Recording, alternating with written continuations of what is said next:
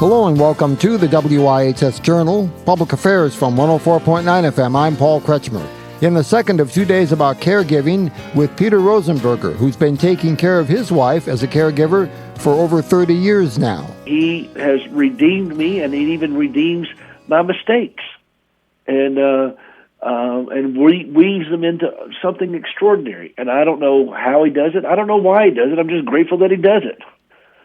And that's my message for my fellow caregivers is to point to this great gospel in a way that they can understand and realize, I'm not the super caregiver. I'm just a confirmed sinner who loves a woman with a broken body and has done extraordinarily well and done poorly, but I've seen God be faithful in all of it. For someone like you who's on duty like that, like many people are who are caregivers, is it continual, or do you have access to what people sometimes call respite? I make time for myself. I do martial arts. I go to support groups, and I do things like that and try to somebody say, how do you find time to do all the things you do? Well, I don't find time. I make time, and it's really important. And Gracie is cognizant. I mean, she's able to be left alone for hours. I don't leave her alone overnight by herself if I can help it. But I don't travel very much like a lot of speakers. But when I do, I make arrangements to have somebody here with her, and and make sure. In fact, I have to start a couple days out to make sure the meals and all that, because I do all the cooking and all that stuff. Mm-hmm. But I do take time for me, and that's when I go, like I said, to martial arts and the support groups and things such as that. And I'm a pianist, and so I spend a lot of time at the piano, and that's kind of a way to kind of work out the kinks in my soul. And I don't take really a day off, but I take hours off. But I work from home, so I can work. I learned, and that's one of the things I was writing about, the entrepreneurial opportunities for caregivers now, because I see that technology is allowing us to do things mobily that we couldn't do before. And it's kind of funny, Paul. I mean, one of the biggest pieces of tech, though, I use is a Bluetooth earpiece, mm-hmm. because I'll be cleaning the house and cooking or ironing and doing the dishes. I try not to clout around in the dishes too much when I'm doing an interview because it's so loud, but I've been known to be cooking a roast while talking to a reporter or ironing or whatever, Yeah. And because it keeps my hands free and I can do things around the house. And so I've kind of made it work for my situation. Gracie has never really stabilized to the point where, okay, this is the way it is now, and we just got to deal with it. There's always something different with her going on. And in fact, earlier today, we were at the prosthetist office getting her prosthetic legs worked on. Mm-hmm. Last week she was having an infusion at her pain clinic. Just there's always something. And then she had blood work, or her primary care doctor going for labs and all that. I mean, there's just always something going on, and so I have to be mobile. Yeah, so I've made that work for me. What you're saying sounds really familiar, because in my life I've had relationship with more than one person who had challenges like that. Like using prosthetic leg, for instance, and got learned things that I never really had any reason to know that I would ever be doing, like taking it off, washing it, making sure that everything's dried off properly, and then reattaching it to the lady's body in a way that's correct so she can walk on it. Yeah. Yeah. And so when you have those kinds of things that are just coming at you, and you kind of wake up, okay, what's going to happen today kind of thing, you can plan to the best of your abilities, but in reality, you've got to be flexible. I don't think this is in the Bible, but it's one I live by. Blessed are the flexible, for they shall not be bent out of shape. Yeah. And, and I would love to tell you that I own that, Paul, but I don't. But I think I know where the road is now. I know where my lane is, and I color outside the lines way too often. But I know where the lines are and how to stay healthier in the midst of it, in a healthy heart space or head space. Because what happens is if you start going down some dark paths, you're gonna, mentally, it's gonna take you into some places that you just don't want to be.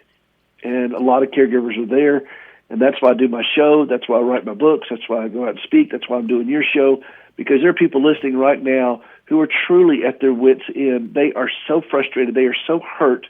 They've been cursed by the very person they're trying to take care of, or hit, or choked, or grabbed. They've got family members that are turning on them, that are not helping the way they want them to help, or the way they need to help. They're out of money. They're out of patience. Their health is not good. They don't feel good. They're probably overweight. All of these things are happening to people listening to this show right now. Who's out there talking to them in a way they can understand? And that's what I do. I speak fluent caregiver. And, but I had to learn caregiver. I had to learn how to speak fluent caregiver. Yeah. It's our Savior's native tongue. Yes, it sure is. You mentioned earlier how difficult it can be sometimes when people say, toss off, comments, you have to pray more, or just lean on Jesus more firmly, or things like that, but there's no follow-up. What sorts of things in your relationship with fellow believers, on the other hand, have been supportive or encouraging for you, and something that perhaps you could count on, knowing that they have us, if they don't know all the details, they nonetheless are empathetic and can provide you with the kind of support that's meaningful and matters to you? There are times when people will see and speak to a very specific need.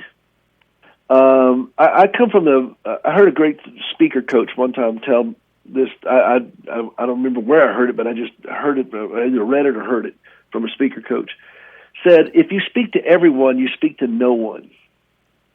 And he said, speak with great specificity. Speak very specifically to a specific need, a specific issue, a specific group. And I think when you're talking to caregivers, you want to be specific. You don't want to say, let me know if there's something I can do for you. That doesn't help anybody. But when people have come up to me and they say things to the effect of, I see you, Peter. I see you. And I see the magnitude of what you carry. And I hurt with you. And I'm here for you. And I'm going to be here with you through this. Now, when you hear those kinds of things, that's what speaks directly to that wounded place in your heart. And then I remember one time, one of the most meaningful things anybody ever did for me as a caregiver. I was back and forth to the hospital over and over and over and over. Our kids were at grandparents' house while we were going through a pretty rough patch that lasted a long time in the hospital. And some friends said, stop by on the way to the hospital. I'd come home to do some laundry and get some things for Gracie, and I was heading back up. They said, stop by. And it was right on the way, so I stopped by their home. And I went in the house, and they pointed me to the kitchen table. And there was a bowl of hot homemade vegetable soup and a piece of cornbread.